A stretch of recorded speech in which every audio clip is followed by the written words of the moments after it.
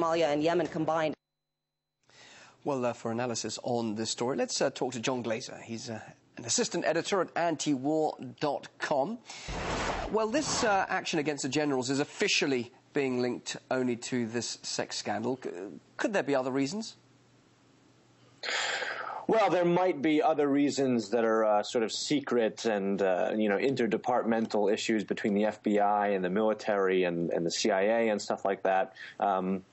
Petraeus's nomination to director of CIA was controversial for a number of reasons. But, to me, the interesting thing about this is the overwhelming reaction that this has gotten, this sex scandal has gotten in the public.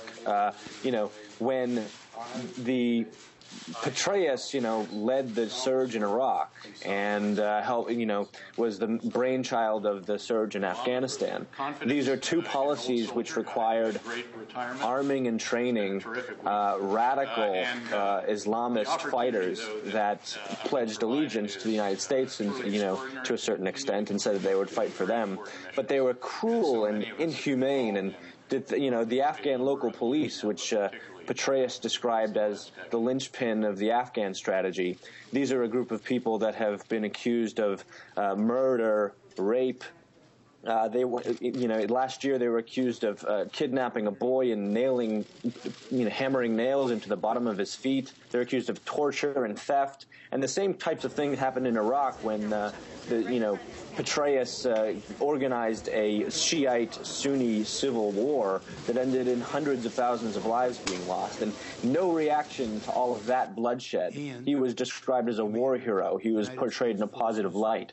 All it takes to be portrayed in a negative light in the American mind is a sex scandal, and that's an interesting little reflection on the political culture in America. But a lot of what, of course, these generals are doing is merely pursuing Washington's policies and being asked to do the impossible in Afghanistan.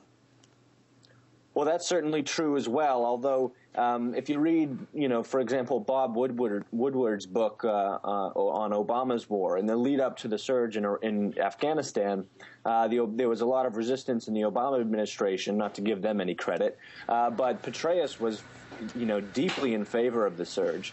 In fact, he was sort of badgering the Obama administration, warning that they shouldn't mess with him, in the sense that they shouldn't call off a surge. They should allow him to continue his war heroism. On the other hand, true, these are wars that are directed and called for and waged essentially by our political leaders, and they deserve as much derision as the generals deserve for the policies that they carry out and that Petraeus is receiving right now. John, quick thoughts. Internet privacy. The FBI, they were looking into an entirely different matter. The investigators came up across this compromising material. Should they have made this public? Were they right to do that? Well, this should really demonstrate how easy it is for the government to be able to snoop on people. I mean, if the CIA director's emails, private emails, aren't safe from government spying, then what does that say about our emails? The government spying that has been going on in electronic communications has surged in recent years under the Obama administration, and we know that type of thing is going on. Yes. John, we'll leave it there. Thank you very much for your thoughts. Good to hear from you, John. John Glaser there. Bye-bye. Joining me here on RT. Well, back to our breaking